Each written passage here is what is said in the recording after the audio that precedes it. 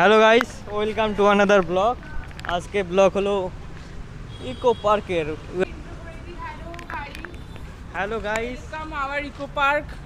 তোমরা ইকো পার্কে ঘুরতে এলে আমার সাথে অবশ্যই দেখা করে যাবে। আমার ভাইয়ের চ্যানেলটাকে অনেক বড় করে দাও সোনারা, লাভ ইউ। এখন এন্ট্রির জন্য টিকিট নিতে হচ্ছে per person 30 rupees for entry. কটা পর্যন্ত খোলা থাকে? 8:30।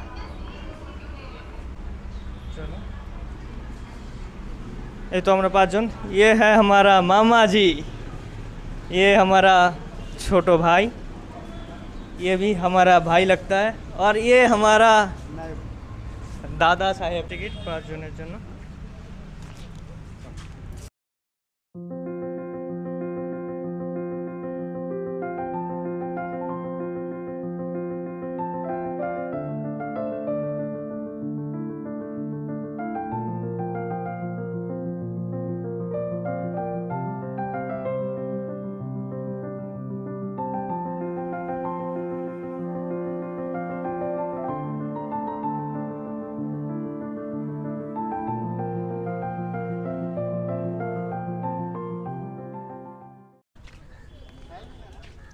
বিকেলবেলা ইকো পার্কের ভিউ, সাইকেল স্ট্যান্ড, কথা বলি না তুই, ই রিক্সা বোর্ড। এখান থেকে হলো ইকো পার্কের এই যে সামনে ছোট্ট বিশাল বড় সমুদ্র, সমুদ্রে বোট রাইড করা যায়। বোট রাইড করার জন্য 2 থেকে 4 জন, 30 মিনিট করে সাইকেল রেন্ট।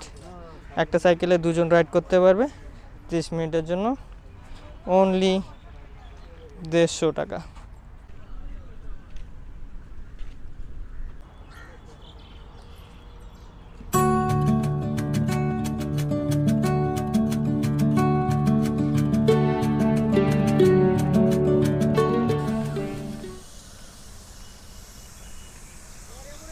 তো হ্যালো গাইস অ্যাগেন, কি বলবো, হ্যালো গাইস ছাড়া নতুন ব্লগার আর কিছু বলার নেই। এই তো এটা হলো দ্য মিস্ট গার্ডেন। ক্যামেরায় বোঝা যাচ্ছে কি না বুঝতে পারছি না।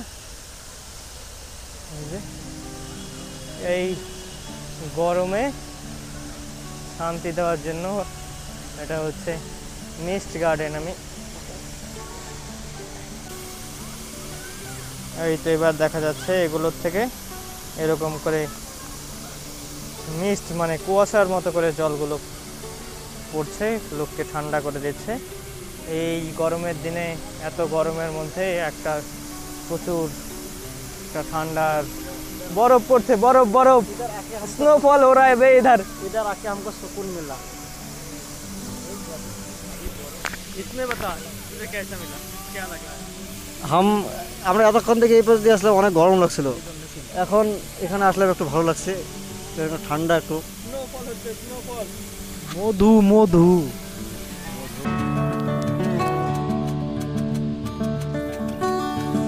सस्ता का शाहरुख खान, गरीब का एसआर के।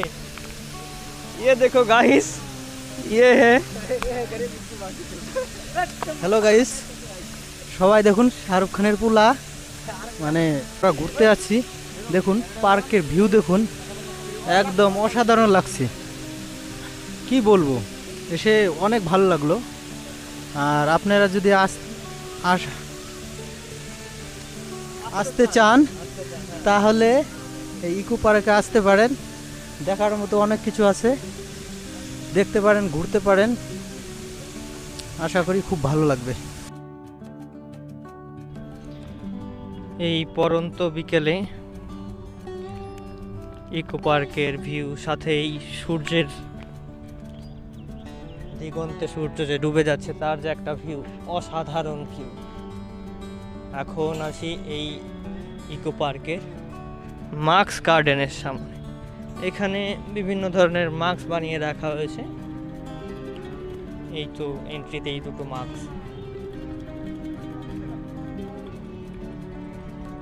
আরো কিছু মাস্ক দেখাচ্ছি। কিন্তু সব থেকে এই মুহূর্তে সেরা দৃশ্য হলো এই পরন্ত বিকেলের দিগন্তে ডুবে যাওয়া এই সূর্য। সত্যি অসাধারণ।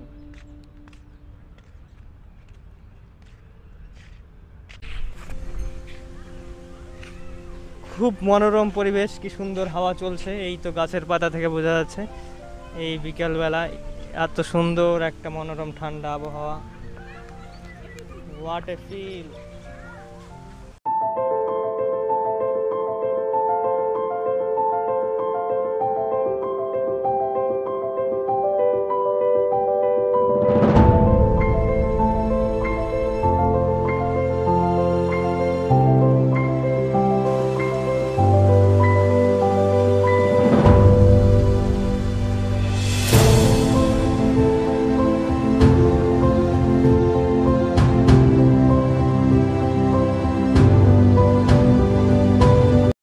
এই তো আবার hello guys. Hello guys sir, আর কিছু জানি না, নতুন ব্লগার। হ্যালো গাইস, আবার এখন চলে এসেছি এই আমাদের কলকাতার ইকো পার্কের আবার অন্যতম সেরা আকর্ষণ, দ্য 7 ওয়ান্ডার্স। এই তো পিরামিড, মিশরের পিরামিড না, এ হলো ইকো পার্কের পিরামিড।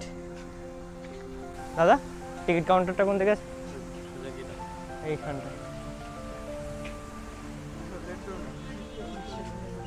7 ওয়ান্ডার্সে ঢোকার জন্য একটা গেল গেটের টিকিট, যেটা হলো ইকো পার্কে এন্ট্রির জন্য পার পার্সন 30।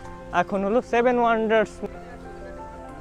তো 7 ওয়ান্ডার্সে ঢোকার জন্য this is the entry point for 7 wonders. Thank you.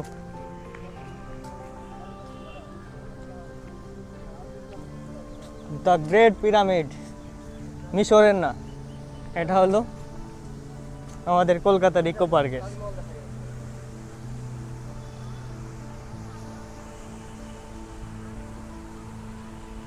ওই যে সিগমা আসে, সিগমা সিগমা সিগমা ভাই।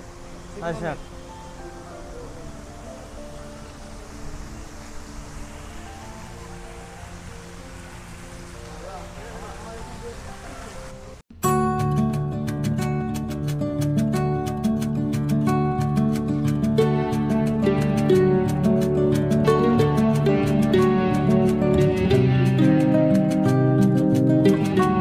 গাইস, এই তো এটা হলো the great wall of China in Kolkata, কলকাতার great wall of China.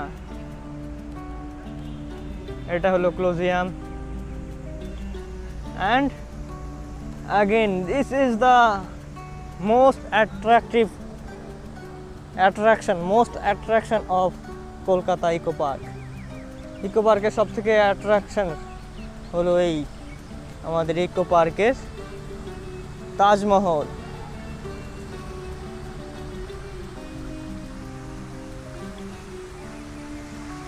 Eco পার্কের তাজমহল এবং তাজমহলের সামনে এই জলের ফোয়ারা।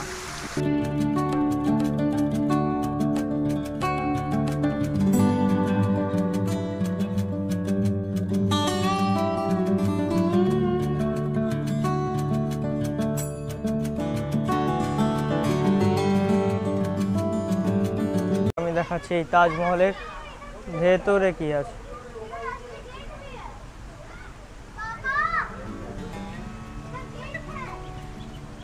View of the inside।